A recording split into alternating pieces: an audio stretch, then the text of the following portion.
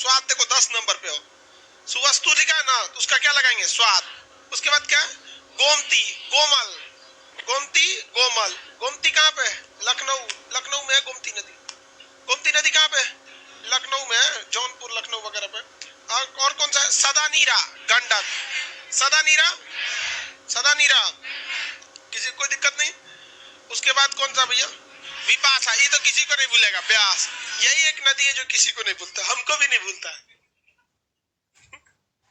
समझ में कि नहीं? अगला कौन सा है?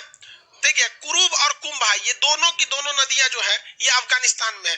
कुरुब का होता है कुर्रम, और कुभा का होता है काबुल। ये दो नदियां, कुर्रम तथा काबुल, ये दोनों नदियां कहाँ है? अफगानिस्तान में। तो कुरुब का ना सामने है कुर्रम, और इसका जो है कुभा का क्या होगा? काबुल। कुभा का क्या होगा? काबुल।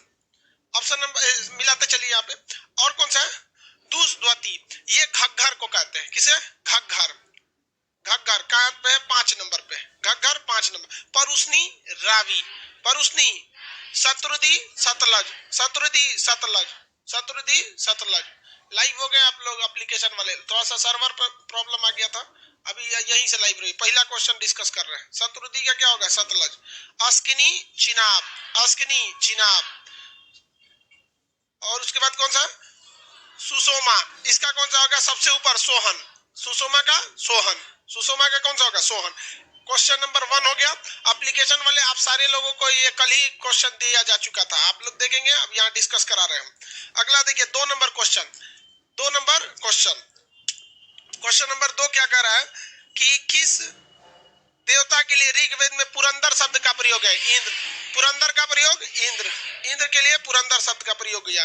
आगे बढ़े। युद्ध के देवता किसे कहा गया? इंद्र। सबसे प्रमुख देवता कौन थे? इंद्र। कितनी बार चर्चा हुआ है? 250 बार। इंद्र देवता थे। युद्ध, किला जीतने वाला देवता है इंद्र, किला जीतने वाला इंद्र। अगला क्वेश्चन क्या कह रहा है कि ऋग्वेद में विष शब्द का उल्लेख कितनी बार हुआ? 170। ये विष क्या था भाई? हम आपके आगे जब पढ़ाएंगे वैदिक काल की संस्कृति, ये सब तो हो गया, आगे जब आपको बताएंगे मौर्य काल में, तो ये एक स्ट्रक्चर था किस चीज का? समाज का। जैसे आज देश है, देश के नीचे राज्य है, राज्य के नीचे आपका अनुमंडल है, जिला है, ये सब है। वैसे विष होता था एक अनुमंडल टाइप का, जिसका प्रधान होता था विषपति। क्या होता था? विषपति। पति किसी चीज के ध्यान रखने वाले को क्या कहा जाता है? पति। क्या कहा जाता है? पति। जैसे प्रजा का ध्यान रखेगा प्रजापति, पशुओं का ध्यान रखेगा पशु, महिला का ध्यान रखेगा चायपत्ती, चायपत्ती बना देती है उसको। अगला क्वेश्चन, आर्य शब्द किसे बताता है? उच्च जाति, श्रेष्ठ जाति के लोगों को क्या कहा गया? आर्य। इनकी भाषा क्या थी? संस्कृत। ये कहां से आए थे? मध्य एशिया से। खुद को क्या कहते थे? श्रेष्ठ। जो आर्य नहीं थे उन्हें क्या कहा जाता था? निम्न। अनार्य निम्न, अनार्य निम्न। दक्षिण भारत का आर्यीकरण किसने किया? अगस्त ऋषि। उत्तर भारत का गौतम राहुगढ़। अगला देखिए, इसमें कौन सा होगा? 4 का डी। अगला करा, क्लासिकल संस्कृति में आर्य शब्द क्या होता है? एक उत्तम व्यक्ति, एक उत्तम व्यक्ति, एक उत्तम व्यक्ति। आगे बढ़े। उत्तम व्यक्ति। लाइव सेंटर एप्लीकेशन सब लोग रेडी हो जाइए जल्दी जल्दी। आज थोड़ा लेट हो गया, लेट 2 वजह से हुआ है। पहला तो आपको टेस्ट में 10 मिनट का टाइमिंग तो वैसे भी देना था, 15 मिनट का। आवाज नहीं आ रहा है? आवाज जा रहा है? अरे यार, तो आवाज आ रहा है कि नहीं? पीछे आ रहा है? उसका कान खराब है। सैनिटाइजर मारो, है उधर 5 लीटर वाला सैनिटाइजर, उसको ऐसे ऐसे स्प्रे में भर के ऐसे कान में मारो। बचपन में कागज फाड़ के उसको मोड़ के कोचनी बना लेता था, वो कोचते रहता था। वैसे सब काम करो तुम। अगला देखो, ऋग्वेद का कौन सा मंडल पूर्णतः सोम देवता के लिए समझ? 9वां मंडल सोम देवता के लिए प्रसिद्ध था। लेकिन आप ये बताइए, सोम देवता किस चीज के देवता थे? जंगल के देवता। सोम देवता जंगल के देवता। ऑप्शन नंबर कौन सा होगा? सी। इनमें से कौन सा एक वैदिक साहित्य में मोक्ष की चर्चा है? मोक्ष वगैरह दिलाने की काम गुरु जी करते थे, और गुरु के पास समीप बैठ के रहस्यमय ज्ञान प्राप्त करने का काम उपनिषद करता था। गुरु ही आपको मोक्ष प्राप्त कराएंगे, वरना आप इधर लाल पीला हरा में लग जाएंगे। समझ में आ गया? ऑप्शन नंबर कौन सा होगा? डी।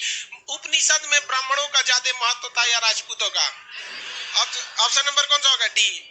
अगला, धर्म और रीति भारत की प्राचीनतम वैदिक सभ्यता के एक केंद्र विचार को चित्रित करते हैं। इस संदर्भ में निम्नलिखित कथनों पर विचार कीजिए। देखिए, धर्म और रीति का मतलब समझते हैं। धर्म होता है आप अपने धर्म के हिसाब से चलिए, कोई हिंदू धर्म, मुस्लिम धर्म, जैन धर्म, अलग अलग क्या होते हैं भैया, धर्म होते हैं।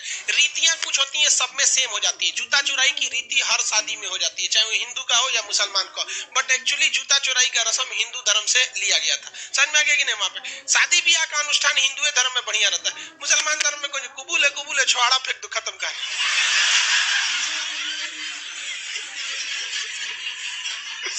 खत्म शादी।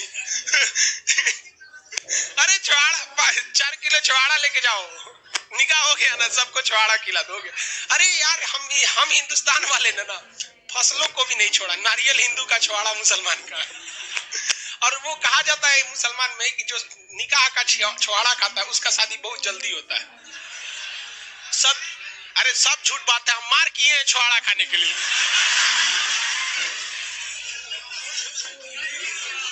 और क्या, मार हो गया था सब झूठ बात। हमको तो लगता है उल्टा बोल रहा है।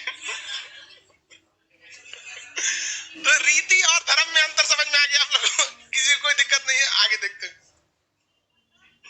हम। देखिए अब इसमें अब आगे समझते हैं। धर्म व्यक्ति के दायित्व, स्वयं तथा दूसरे के प्रति व्यक्तिगत कर्तव्य को संकलित करता है। सही है? आपका धर्म भी क्या कहता है? हर धर्म में कहा गया कि इंसानियत का ध्यान दीजिए। किसी धर्म में बोला है कि आपका पड़ोसी अगर दुख में है और आप जाके मंदिर मस्जिद में दान दीजिए, नहीं दे सकते, कहीं पे भी नहीं लिखा होगा। इस्लाम धर्म में भी लिखा हुआ है, धर्म उसका भी है कि भाई अगर आप हज के लिए जा रहे हैं, लाखों रुपया लगता है हज के लिए, 2-2.5 लाख रुपया, और आपके मोहल्ले में कोई ऐसी लड़की है जिसकी पैसे की वजह से शादी नहीं हो रही है, तो आप हज का पैसा उसको दे दीजिए। और अगर उसको नहीं देते, हज करने चल जाते हैं, तो आपका पैसा जियान हो गया। जियान होने का मतलब समझते हैं? वेस्ट, मतलब उसका आपके पुण्य में डिपॉजिट नहीं होगा, चेक बाउंस।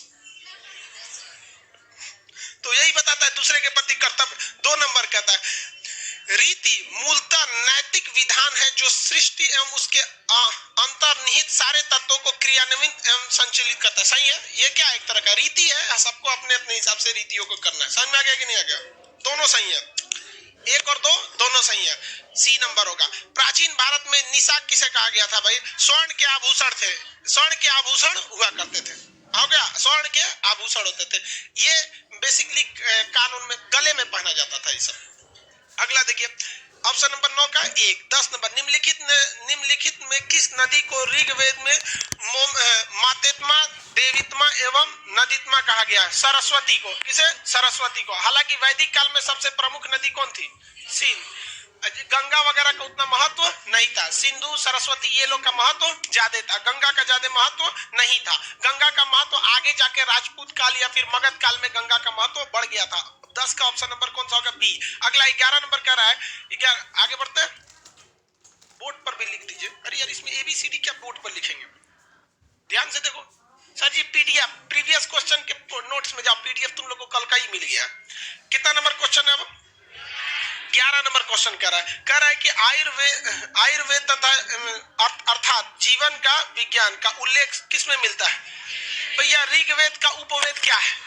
आयुर्वेद। तो खड़े क्वेश्चन पूछ रहा है कि आयुर्वेद का संबंध कहां से? तो कहां मारेंगे? ऋग्वेद, क्योंकि ऋग्वेद का उपवेद कौन सा? आयुर्वेद।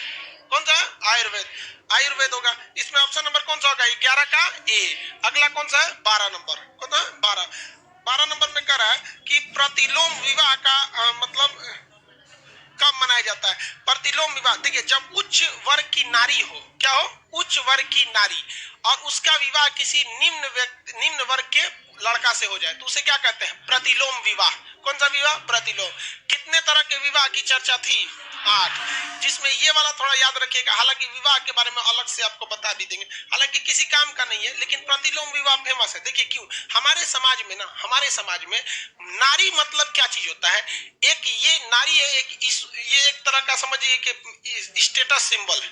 मतलब नारी हमारे लिए एक प्रतिष्ठा का चीज है। नारी किस चीज का? प्रतिष्ठा का चीज है।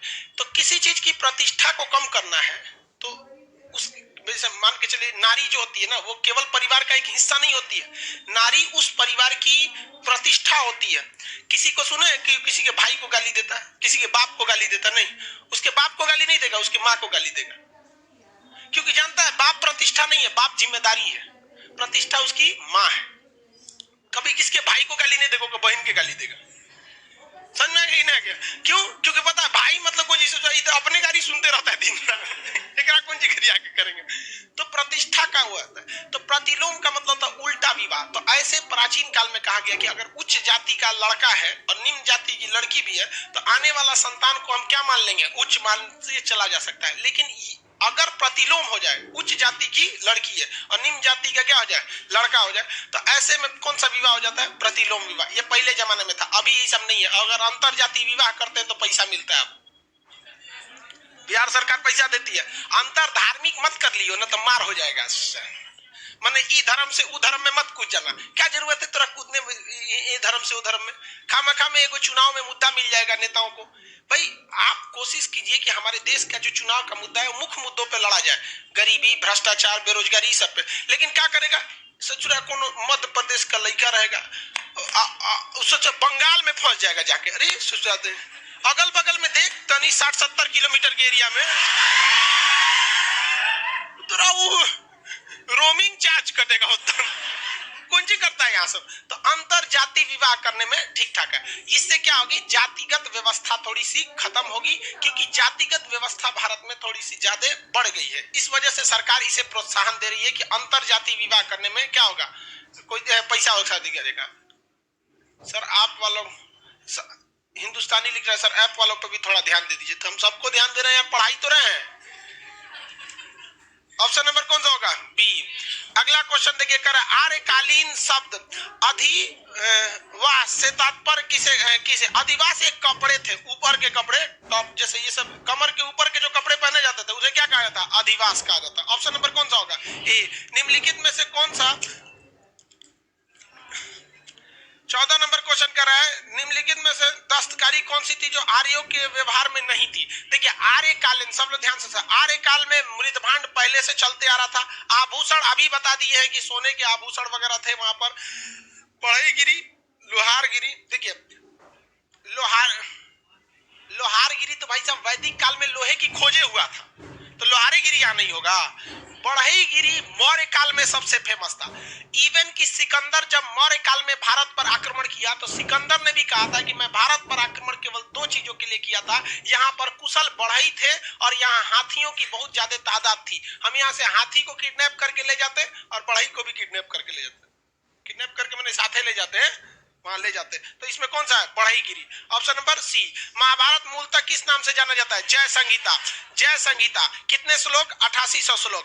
पुराणों की संख्या कितनी है? 18। लौमहर्ष ऋषि तथा उग्र सर्वा ने लिखा। अगला क्वेश्चन देखिए, पुराण को क्या कहा जाता है? 5वां वेद। अगला 800 से लेकर 600 ईसा पूर्व का काल क्या था? अब आप खुद देखिए 800 से 600 पूर्व का उत्तर वैदिक काल चल रहा होगा। कौन सा? उत्तर वैदिक काल। अब चाहे ऋग वैदिक काल हो या उत्तर वैदिक काल हो, वर्चस्व किसका था? ब्राह्मणों का। किसका? ब्राह्मण।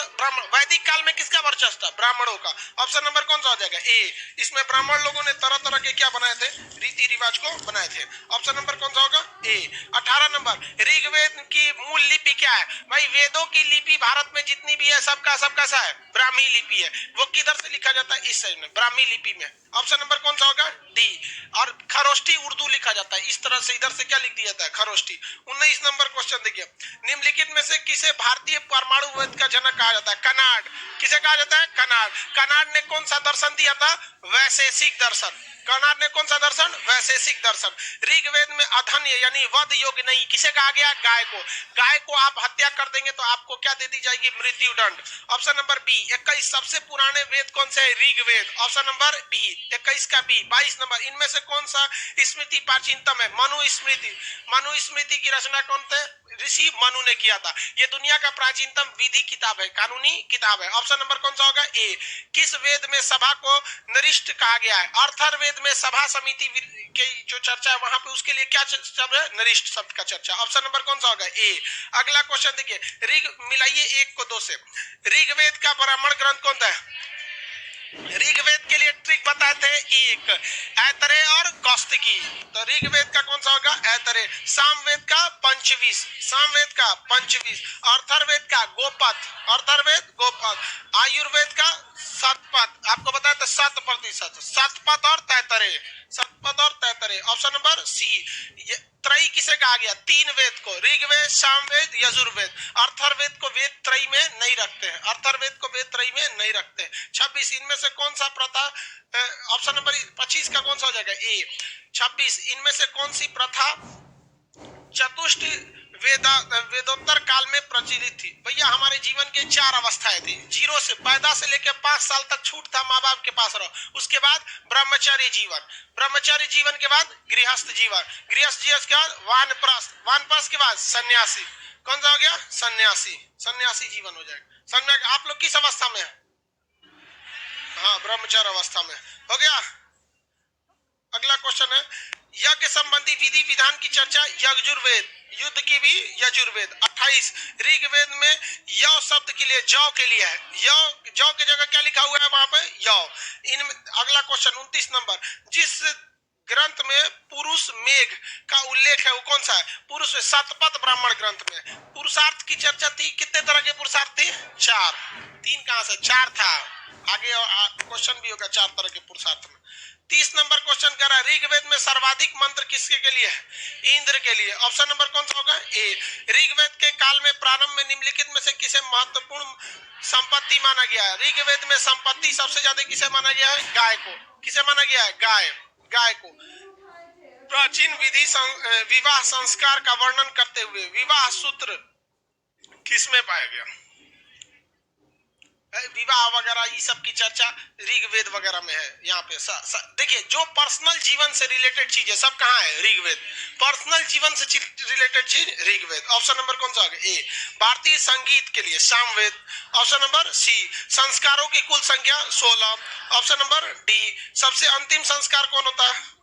दाह संस्कार। 35 नंबर, निम्नलिखित में से किसे ऋग्वेद में युद्ध देवता कहा गया? इंद्र को पुरंदर तथा युद्ध का देवता कहा गया।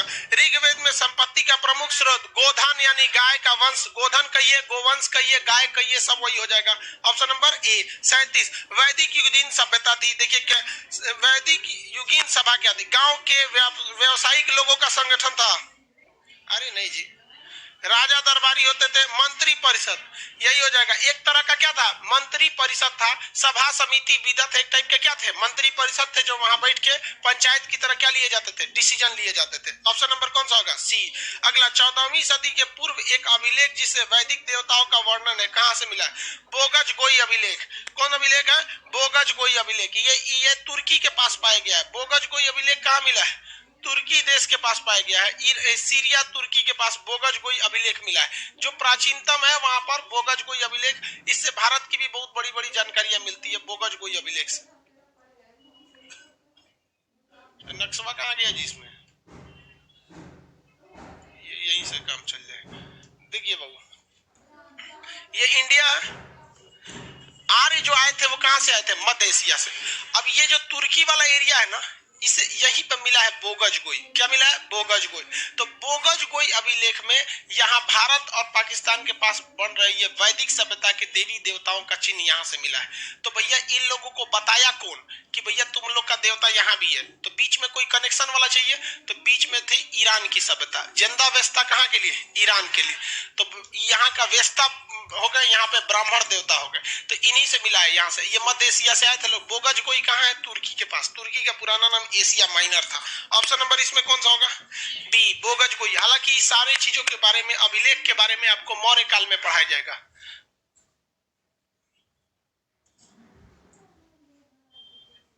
आगे बढ़े, किसी को कोई दिक्कत नहीं? कितना नंबर है? प्राचीन काल में आर्यों के जीवोपार्जन का मुख्य साधन क्या था? कृषि। 40 इनमें से किसका संकलन ऋग्वेद पर आधारित है? ऋग्वेद पर आधारित है। देखिए, ऋग्वेद जब भी है वो पर्सनल जीवन से रिलेटेड है। तो पर्सनल जीवन, संगीत भी किससे होता है? पर्सनल जीवन से। संगीत उंगीत आप लोग भी सुनते होंगे, संगीत। तो ये ऋग्वेद से ही प्रेरित होकर क्या लिखा गया है? सामवेद लिखा गया है। तो वही कह रहे कौन किसे? सामवेद से। समझ आ गया कि नहीं? संगीत उंगीत सुनते हैं कि नहीं? यहाँ एयरफोन लगा के कोई आ गया ना, तुम कान खराब कर देंगे उसका। संगीत यहाँ अलाउ नहीं है। अगला क्वेश्चन, कितना नंबर है भैया? 40। उत्तर वैदिक काल कहां से कहां तक? 1000 से लेके 600 ईसा पूर्व। Option number B. अगला, शुल्क सूत्र किससे संबंधित है? वैदिक काल में सबसे बड़ा गणित का साहित्य यही था, गणित के लिए, मैथ का ये था, गणित के लिए। शुल्क सूत्र किसके लिए था? गणित के लिए। अगला, गोपथ ब्राह्मण किसका है? गोपथ ब्राह्मण ग्रंथ अथर्ववेद का। गोपथ ब्राह्मण ग्रंथ अथर्ववेद का भैया, गोपथ ब्राह्मण ग्रंथ। अगला क्वेश्चन कह रहा है अथर्ववेद किससे? औषधि से संबंधित, औषधि से संबंधित। ऋग्वेद ईश्वर की महिमा, ऋग्वेद ईश्वर की महिमा, ईश्वर की महिमा। यजुर्वेद बलिदान, युद्ध में बलिदान तो देना ही पड़ेगा। अगला, सामवेद संगीत, ऑप्शन नंबर ए। उपनिषद का मुख्य विषय क्या है? दर्शन शास्त्र। क्या है? दर्शन शास्त्र, सामाजिक विधि नहीं, दर्शन शास्त्र। दर्शन मतलब क्या होता है? फिलॉसफी, अपना सिद्धांत देना, गुरुजी दे देते थे। इनमें से कौन सा वैदिक साहित्य सही क्रम में? वैदिक संगीता है, वेद वगैरह हो गए। ब्राह्मण ग्रंथ, आरण्यक, उपनिषद, सब लाइन सही है, ऑप्शन नंबर ए। प्राचीन भारत में समाज में प्रसंग निम्नलिखित में से किस सब में शेष तीन वर्ग नहीं थे? देखिए, कुल हमारे वर्ग को दर्शाता था, वंश दर्शाता, कोष अलग चीज हो गया, गोत्र, ये तीनों चीज को देखिए, कोष छोड़ दीजिए तो बाकी सारी चीजें किसको दर्शा रही है? वंश, कुल, ये सब को दर्शाती है। कोष अलग चीज, कोष तो राष्ट्र पैसा से संबंधित होता है, कोष। ऑप्शन नंबर इसमें कौन सा होगा? सी। अगला, गायत्री मंत्र के रचना किसे कहा जाता है? विश्वामित्र, ओम भूर्भुवः स्वः, ये कौन सा हो गया? Option number B. 39 number, Gayatri Mantra की चर्चा किस वेद में?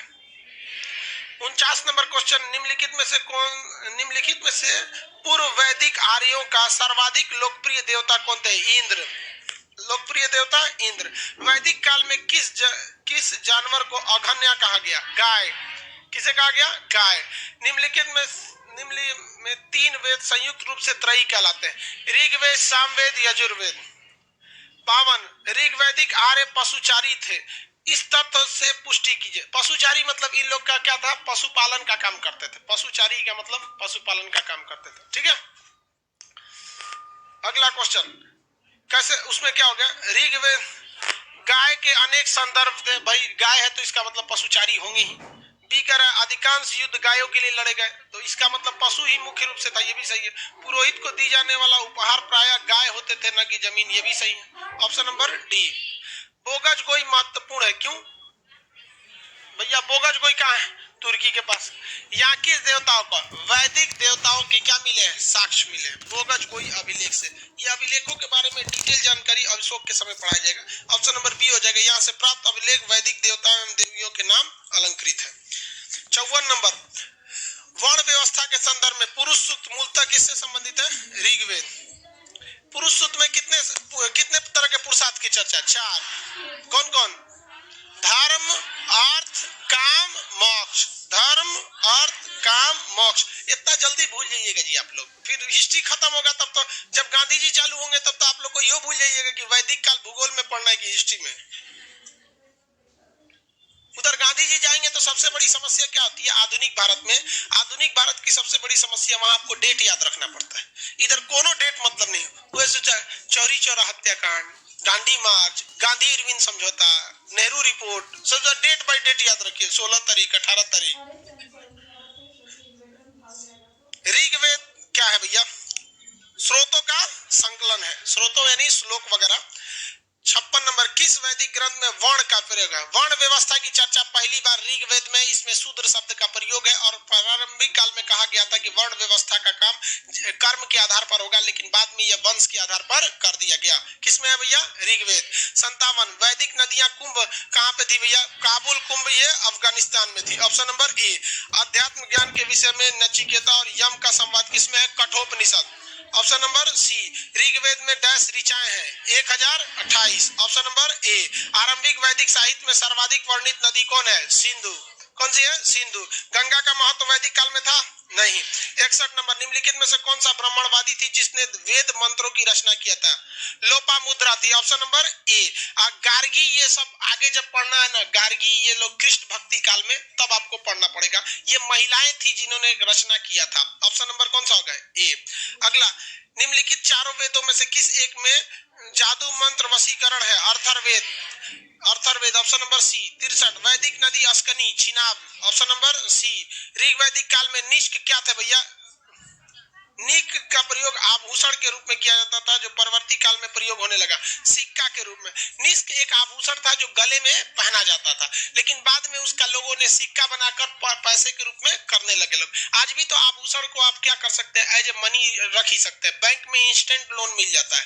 अगर आपके पास 1 लाख का सोना है तो आपको उसका 70% का लोन इंस्टेंट मिल जाएगा, आधा घंटा के अंदर अंदर। आप बैंक में जाइए, वहां उसका ज्वेलर होता है, वो चेक करेगा ठीक ठाक है ना, रखेगा, उसका 70% वैल्यू का आपको क्या दे देगा, लोन दे देगा। आराम से जाइए, साल भर बाद लाइएगा। मान के चलिए 1,30,000 का किसी का सोना है, 1,30,000 का, तो जाएगा तो उसको लगभग उसको कितना लोन मिल जाएगा, 1 लाख का लोन मिल जाएगा। उसका सोना भी सुरक्षित है। 1 साल बाद आएगा, कहेगा भैया हमारा 1 लाख, बैंक कहेगा 1 लाख जो ले गए थे इसको लौटाओ, और 10,000 रुपया यानी 10% के हिसाब से इसमें ब्याज लौटा दो। कितना अच्छा है, और अपना सोना लेकर चले जाओ। सोचिए आपके पास सोना है तो कितना प्रॉफिट है। और अगर यही सोनार के पास रखिएगा, अगर सोना, तो सोनार में गांव के पास सोनार लोग के पास बांधे रखा जाता है, गिरवी रखा जाता है, और 80% हिसाब में जो चीज गिरवी रखा गया वो वहीं रह जाता है, वहीं रह जाता है। तो जो भी लोग सोनार के पास सोना वगैरह रखते हैं, इन लोग से कहिए भैया एगो आधार कार्ड ले जाइए, सोना लेके जाइए, कहाँ दे दीजिए बैंक में। साल भर में 10% लगता है, सोनार लोग महीना में 5% ले लेते हैं।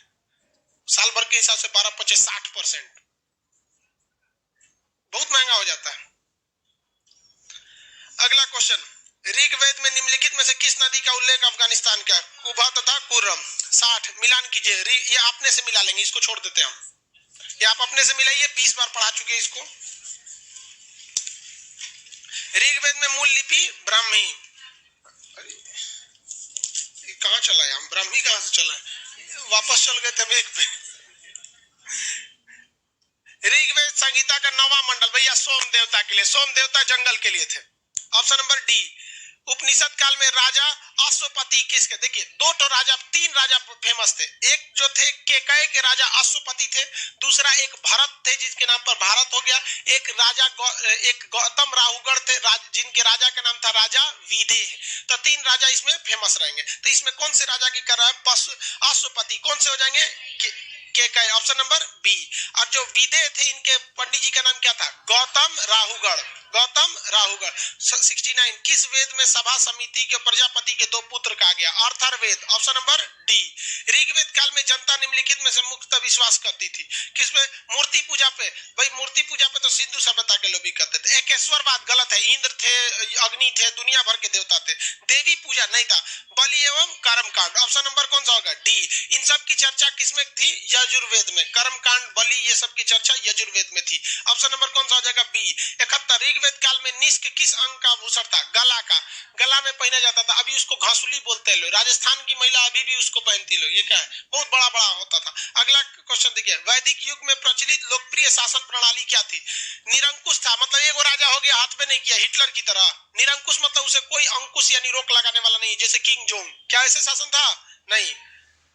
प्रजातंत्र, भैया प्रजातंत्र का प्रचलन लिच्छवी वंश में था, गणराज्य लिच्छवी में था, वंश परंपरागत के हिसाब से राजा था। ये ऑप्शन नंबर कौन सा होगा, डी। अगला स्वर्ग प्रतिस्वर्ग वंश मनवर्तन, मतलब ये सब मात्रा वगैरह की चर्चा पुराणों में ज्यादातर दिया गया। ऑप्शन नंबर कौन सा होगा, बी। अगला अवेस्ता, मतलब जेंदा वेस्ता, ईरान वाला की बात कर रहा है। और ऋग्वेद में समानता है, वेस्ता किस क्षेत्र से संबंधित है, बताइए, कहां से, ईरान से। वेस्ता, जेंदा वेस्ता, ये सब किससे संबंधित है, ईरान से। ऋग्वैदिक धर्म कैसा था, एक ईश्वरवाद या बहुईश्वरवाद, बहुईश्वरवाद। ऑप्शन नंबर कौन सा होगा, ए। सांख्य दर्शन, योग दर्शन, ये सब षष्ठ दर्शन किस काल में थे, वैदिक काल में। किस काल में, वैदिक काल में। किस काल में थे, वैदिक काल में। आपको 6 दर्शन याद रहेंगे ना। सांख्य दर्शन किसने लिया, कपिल। न्याय दर्शन गौतम, वैशेषिक कनाड, उत्तर मीमांसा वादरायण, पूर्व मीमांसा जैमिनी, योग दर्शन पतंजलि।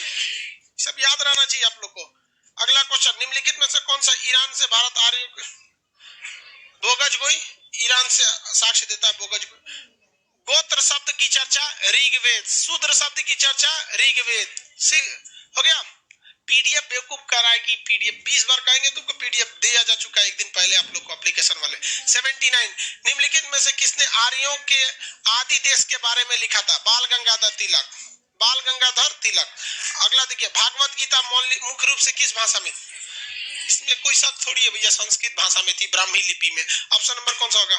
अगला क्वेश्चन देखिए, मिलान कीजिए, अर्थर्वेद औषधि, ऋग्वेद ईश्वर की महिमा, यजुर्वेद बलिदान, सामवेद संगीत। अगला, पूर्व वैदिक आर्य का धर्म क्या था? प्रकृति की पूजा करते थे, मातृ की पूजा नहीं। प्रकृति की पूजा कौन, मातृ की पूजा कौन करते थे? सिंधु सभ्यता वाले, सिंधु सभ्यता वाले। अगला क्वेश्चन देखिए, ऑप्शन नंबर कौन सी होगा? भक्ति थोड़ी करते थे, वो तो यज्ञ करते थे लोग। सर्वाधिक ऋग्वैदिक सूक्त समर्पित है किसके लिए? इंद्र के लिए। अगला, ऋग्वेद में उल्लेखित प्रसिद्ध दशराज युद्ध में किस नदी के किनारे? दशराज का युद्ध परुष्णी नदी। कितने राजाओं ने लड़ा था? 10। कौन जीत गया? आर्य। आर्य का कौन सा कबीला जीता? भारत। उसके नाम पे भारत का नाम क्या हो गया? भारत। किस नदी किनारे? रावी नदी। रावी नदी का नाम क्या था? परुष्णी। ऑप्शन नंबर कौन सा? ए। अगला, शतपथ ब्राह्मण ग्रंथ में राजा विदेह से संबंधित कौन से ऋषि थे? गौतम। राजा विदेह के पंडित जी का नाम? गौतम राहुगढ़। गौतम राहुगढ़। राजा विदेह के पंडित जी के नाम? गौतम राहुगढ़। समझ में आ रहा है? गौतम राहुगढ़। अगला, गायत्री मंत्र ऋग्वेद में, ऑप्शन नंबर सी। वैदिक गणित के महत्वपूर्ण कौन सा? शुल्क सूत्र। Option number C. सत्यमेव जयते मुंडकोपनिषद, सत्यमेव जयते मुंडकोप। वैदिक कर्म कांड में होत्रा था। होत्रा कौन थे? ऋग्वेद के ज्ञाता को क्या कहा गया? होत्रा। क्या कहा गया? होत्रा। होता लिख दिया, होत्रा होना चाहिए। यजुर्वेद का अधर्यु, यजुर्वेद का अधर्यु।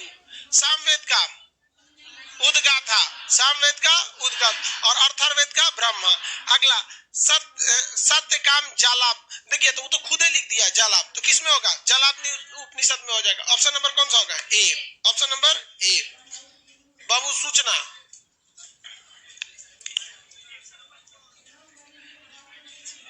मंडे 22 फरवरी नेक्स्ट क्लास। 18 तारीख तक प्रशासन क्लास खोलने नहीं देगा। 18 फरवरी तक पटना प्रशासन को कहना रहता है कि आप 18 फरवरी तक विसर्जन जब तक कंप्लीट नहीं हो जाए आप क्लास नहीं खोलिए। 18 फरवरी को फ्राइडे, थर्सडे पड़ रहा है, तो 19 को फ्राइडे पड़ेगा। एक दिन के लिए क्लास कोई थोड़े खोलेगा।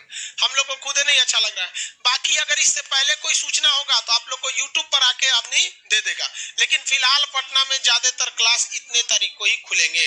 ये थोड़ी सी गड़बड़ बात है, प्रशासन भी बीच में आ जाती है, बहुत गड़बड़ बात है। चलिए नेक्स्ट मिलेंगे अब हम लोग सरस्वती पूजा बाद, सब होगा क्लास। हिस्ट्री वाले निकलिए।